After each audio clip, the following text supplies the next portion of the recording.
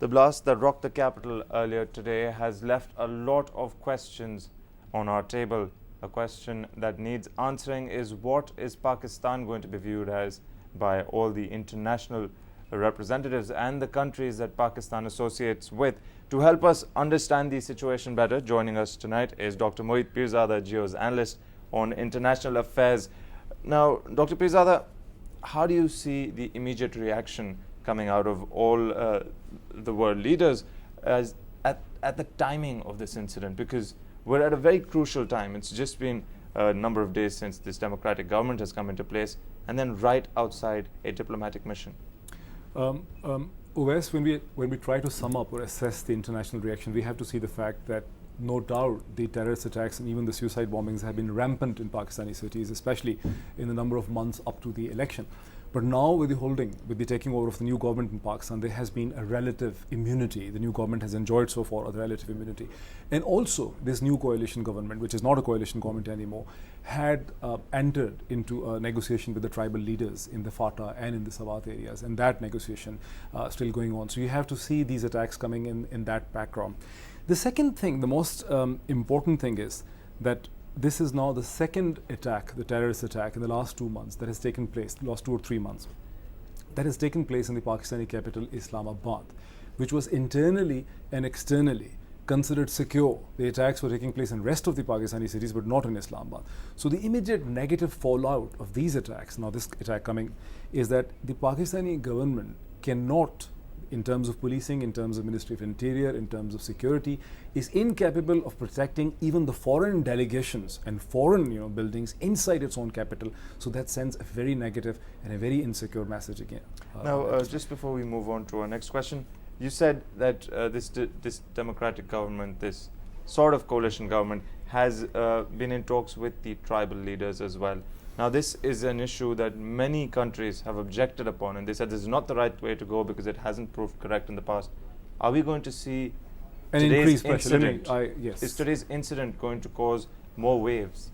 Definitely. You see, the government has already made clear that these attacks are not going to impact the negotiation that is going on with the tribals.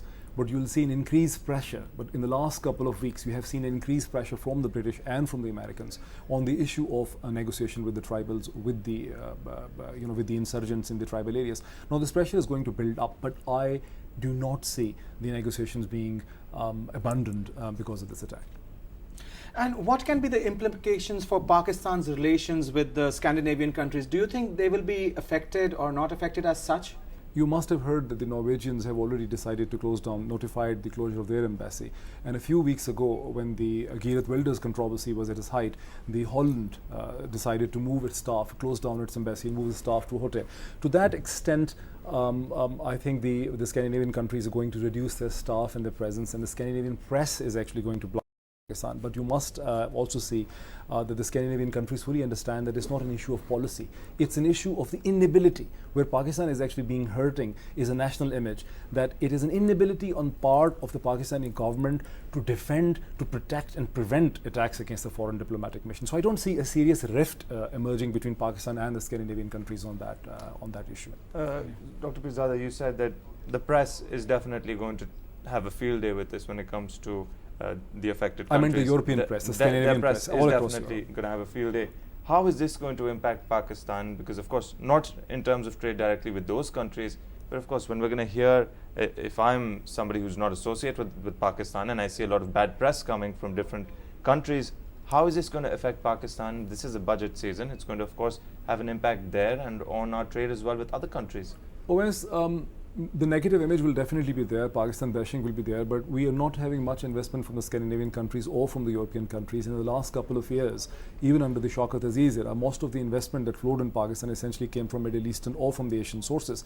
And the foreign investment in Pakistan had to a great extent slowed down in the last couple of months, and there was, because Pakistan was in the process of political transition. So I don't see any meaningful, substantial impact in terms of negative investment at this moment because of this. Because of these attacks. Dr. Pirzada, thank you very much for taking some time out and coming down to our studios. Dr. Pirzada again is Geo's analyst on international affairs, sharing his views on the situation with us. the blast that rocked the capital. How does this impact Pakistan in terms of its image, its economy and its trade, and how we can see all of this playing out in the days to come? I hope Dr. Pirzada has answered those questions and put to rest all those people who had their own questions coming up about what Pakistan will face in the future.